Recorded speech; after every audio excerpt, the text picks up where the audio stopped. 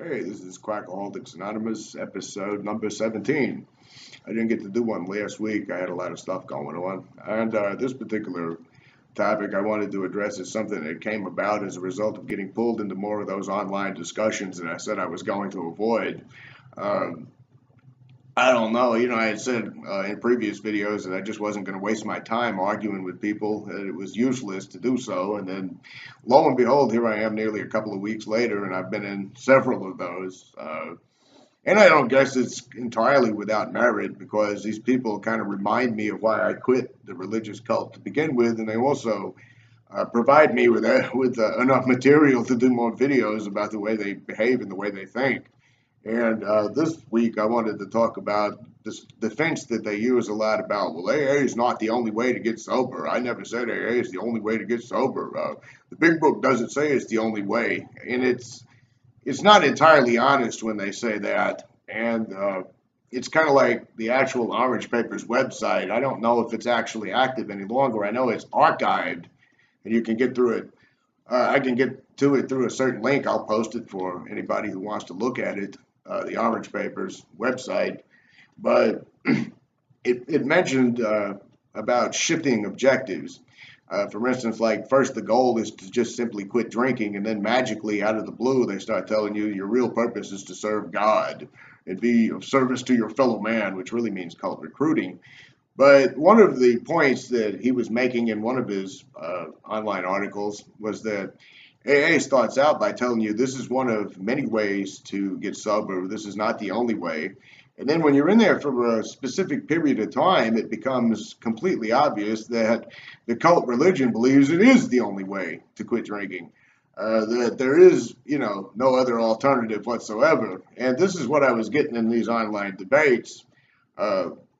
Last week, all these old whiners were, coming out and saying, I never said AA was the only way to quit drinking. I never said that, and the big book doesn't say that. Bill W. didn't believe that, and, you're just mean and bitter and angry and, all the rest of it. But it was quickly, I guess you could say that it was quickly shown what their true colors were when I pointed out the abysmal failure rate of AA, and I pointed out how many people have been harmed by AA, and I'm going to say it again, if you could find 13 Step to Film online and watch it. I mean, it was a really good expose on it, but when I brought up all those factors, these very people that just a few moments earlier or prior were saying that AA is not the only way, when I brought up the failure rates, they were saying, well, those people, the people that didn't help, they just weren't willing to go to any length.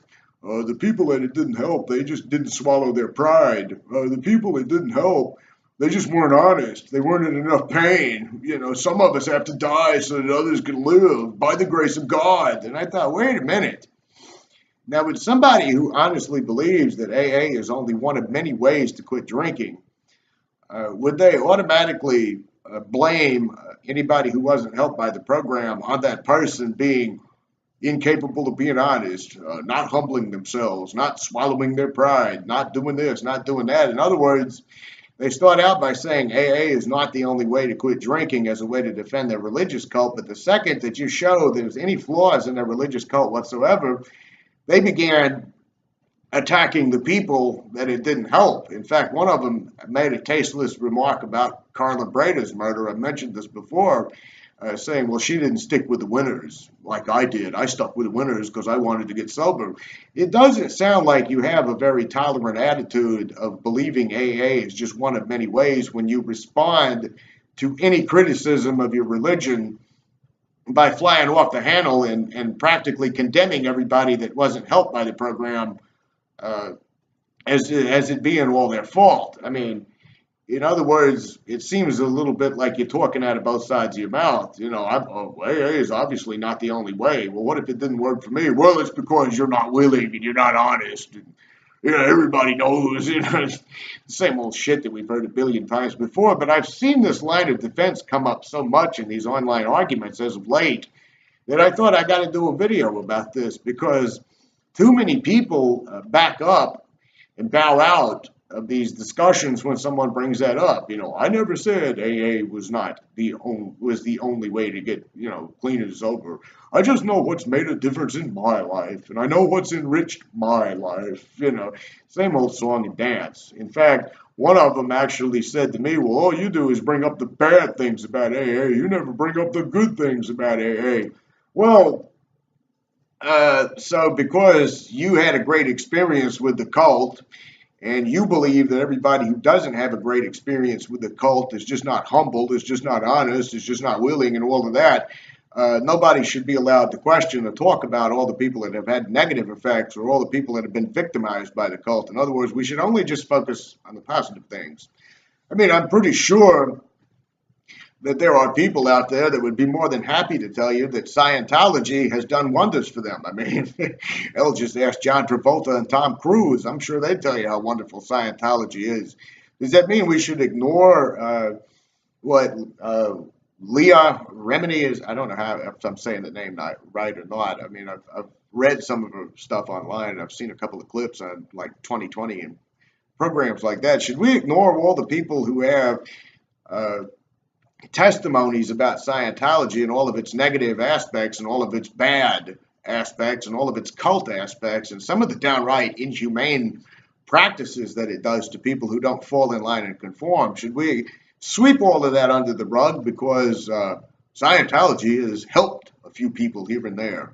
It's really faulty logic when they were arguing with me about, well, AA still helped a lot of people, so you don't have no right to talk about it whatsoever. Well, first of all, and I've said this in other videos, but I'm going to say it again, you have no proof whatsoever that AA has helped a lot of people, okay? And especially the people that use that million statement. Well, there's never been more than 3 million members in AA worldwide, and it's not like you have a overwhelmingly packed room full of people that have never drank again since their first meeting, and 99% of what makes up their audience and cult today is court-ordered people in the program. So you're kind of on shaky ground anyway when you want to do that, but it saved millions of people, and it saved my life. Well, I'm sure there are people that would be more than happy to testify that Scientology saved their life. If I'm not mistaken, there's quite a few Hollywood celebrities that would tell you they were totally done in the entertainment industry, that they couldn't get a decent movie anywhere, and Scientology just turned it all around for them. Now, we could argue about whether there's such a thing as a decent Hollywood movie these days, and I'm talking about like original plots. I mean, but I won't go into all of that. I mean, I'm primarily a guy that likes independent films and foreign films and all kinds of other off-the-wall kinds of films, but that's beside the point. The point being is that just because you got a few people that are willing to testify that AA did a good thing for them in their life and saved their life, which is, again, really shaky territory. You can't really prove to me that the cult of Bill Wilson and some imaginary 12-step God that'll punish you with drunkenness if you don't write down when you stole a candy bar on your 4th step saved your life. I mean, it's really kind of subjective altogether. That's a subjective experience. It's not a bold claim that you can really make. But simply because you're making that claim does not exclude all of the negative aspects of AA that's out there and all of the negative tales about AA that's out there. But not only that, let's just take away even that section of it for a moment. If we just abandon that part of the argument for a moment and just talk about AA itself. AA itself is using 1930s spirituality to treat people with alcohol problems in the 21st century. I don't know of any sound medical practice that I can think of that says we're going to use 1930s medicine only, which is really weird because in their own literature it says science may one day find an answer, but we certainly have not. Well, they gave up. They never left 1935. They never left 1935 and Bill Wilson's money-making scheme. He's not a whole lot much different than L. Ron Hubbard when you read a little bit more about him on the Orange Papers website. But it says to me something also very telling when you're unwilling to discuss if there's anything negative about your cult religion, when your sole purpose is not really about what helps people, what saves people, what treats people, when you're not even willing to ask, well, is this an effective treatment for 90% of the people that come through the doors? Is this really the right thing for people with alcohol problems, with serious alcohol abuse problems, it shows me that none of those questions are even pertinent to you, that they don't even really truly matter. What matters is making your religious cult look good and insisting that your testimony that it saved your life somehow does away with the fact that it's based on a very bad scientific idea. Well, it's not scientific. There's no proof of being bodily and mentally different from your fellows. There's no proof that you have an allergy to alcohol. There's no proof about a phenomenon of craving. So you can't call it science. You can call it pretty much bad faith healing. So you're more interested in not having your bad faith healing program questioned, and you're not interested in all the failure rates at all. You're just interested in protecting your cult. But then you're going to hide and say, but AA is not the only way, so therefore we have no responsibility for all those people who drank and died. It's intellectually dishonest, and it's kind of downright trickery when people will shift the goalposts around and around and around until you just give up. I'll use an example. I never miss an opportunity to pick on that former fat pile of shit sponsor of mine. He used to post these memes on his little social media outlet, more or less stating how he feels everybody who believes in anything religious, which is weird, him being an AA true believer, but anybody who believes in anything religious is just way more stupid than way more stupid than he is. I mean, they don't even deserve the time of day or respect or anything else. And he would get in these arguments with these people, and all these people would just give up after a while because it was a waste of time and a waste of energy and a waste of space. And I'm not joking. I'm not making this up. He would actually sit at his computer. He'd go, I won. It's just how fucking psychotic he was, how fucking childish he was, fucking 3-year-old there. But that's really why a lot of people give up trying to argue with AA people in a lot of these forums, because they'll keep twisting things around and they'll keep twisting things around until you finally just wear out. You're like, look, I'm getting nowhere with this, and you give up. And then they can declare themselves victorious, and they can claim that you were just incapable of getting the program, and that's what is really what it's all about to begin with. It's kind of like somebody commented on one of my posts not too long ago and said it's kind of like playing chess with a pigeon. The pigeon knocks all the pieces over and they shit all over the board, and then they puff their chest out and insist that they won. You can't win. So I didn't really try to win with any of these online debates this week. I just tried to antagonize. But and then I did make quite a few enemies. I got blocked by quite a few more people. I mean, it's not something I'm that worried about, because I actually did try to start out civil. Semi-civil. I mean, I'm not going to say I was a perfect gentleman there, but it was just that keeps popping up over and over and over again enough that I had to talk about that for a little bit, because I've even had other AA people that used to know me that they're now unfriended for being the scum that they were, but they weren't really interested in how I quit drinking. They weren't interested in how I was doing in life, but they would use that same line of rhetoric. Well, AA is not the only way, and I'm glad you're not drinking anymore. And it's very obvious that that's just a condescending, smug way of dismissing you. You're not really good enough to be one of us. You'll probably be drunk again pretty soon. And it kind of goes along with that other tactic they use when they say, well, when's the last time you had a drink? And when's the last time you had a drink is almost like some kind of red herring way to switch the topic all around and make it about you. Well, you drank yesterday. You must not know what you're talking about. Totally fallacious. Had to pause there for a second. The landline phone with the people I rent from was ringing. I get the living room most of the time. Anyway, it's a fallacious reasoning when they do that, because let's just say I was arguing with a guy who was a physicist, nuclear physicist, and he was obviously kicking my ass, and because I know about as much about physics as what you could put on the head of a pin. Well, maybe not even that. I don't know anything about it whatsoever. And he was just running rings around me, and I said, well, when's the last time you had a drink? You had a drink last night. That means I'm smarter than you. It's very poor logic, because it's a way to divert off the topic at hand. It's a way of saying your facts and figures can't possibly matter because you had a drink last night, if you had a drink last night.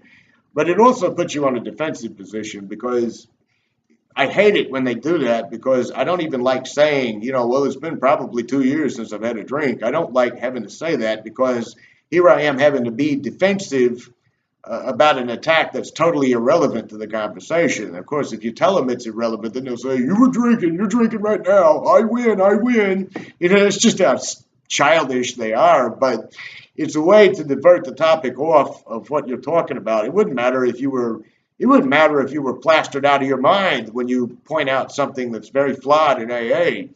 It wouldn't matter if you were turning up a bottle of vodka right then when you were doing it. It doesn't change the fact that your information is accurate and your information is true. But when you can get past that, a lot of the times they'll come at you with, well, I'm glad that you figured out a way to quit drinking. But then it's really obvious within, a short period of time that that's not what they really feel like at all. It's kind of like in the AA literature itself. I mean, here's another good example that I can close with this one, actually. Think about this. If Bill W. in the AA meetings and the AA Big Book and the program and all of that shit believes it's just one of many ways for a person to quit drinking, what's that horse shit in we agnostics about realm of the spirit is all inclusive? That's a fucking lie. I could do a video on that, by the way.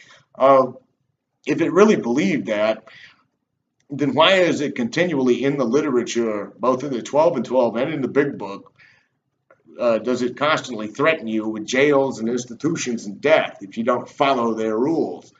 Have you noticed over and over and over again in the Big Book? In fact, I Googled that. There's the word death is used like 130, 140 times. And, when I started looking it up, what's really funny is AA websites actually help me the most in pointing out how screwed up the whole entire phony cult is. It's funny, all I got to do is go to AA web pages and you see really the truth about what they really think and what they really feel, and they're proud of it on the AA pages. They're proud of all this information, but the Big Book threatens you with death continually. The 12 and 12 is even worse. I mean, it paints this gloomy, ugly picture of everybody who has a drinking problem as being a psychopath that's consumed by self, and is going to just die horribly unless he just bows and submits and surrenders and kisses the ass of a blabbering Bill